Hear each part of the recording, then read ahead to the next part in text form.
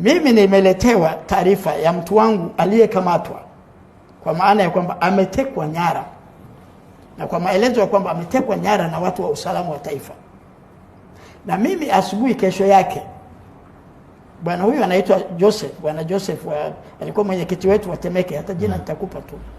Na hiyo kesi nafikiri baadaye ilifika polisi, sijui iliishia wapi. Huyu bwana ametekwa nyumbani kwake saa 6 usiku.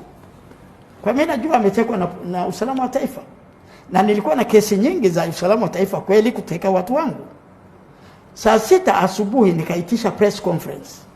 Nikaisema sana usalama wa taifa na serikali. Saa 8 mchana huyu mtu amepatikana ametupwa maeneo ya Ununio. Ameumia sana usoni.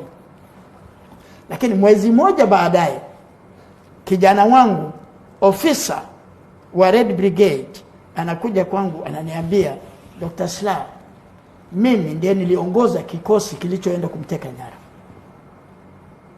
Na tumempiga tukamtupa. Kwa ndani ya Chadema mlikuwa mnatekana. Kwa hiyo sasa nasema mimi nilipoulizwa hivyo nikauliza kwa nini hamkuja kwangu? Maana mimi katibu mkuu nilikuwa sikupewa taarifa. Nikauliza kwa nini hamkuja kwangu? Wako viongozi wanaojua. Ukiambia hivyo unaendelea. Sasa vitu vya namna hiyo ni kweli vilikuwepo na mimi nilikuwa nimevichukia na nimeisema hii siku nyingi.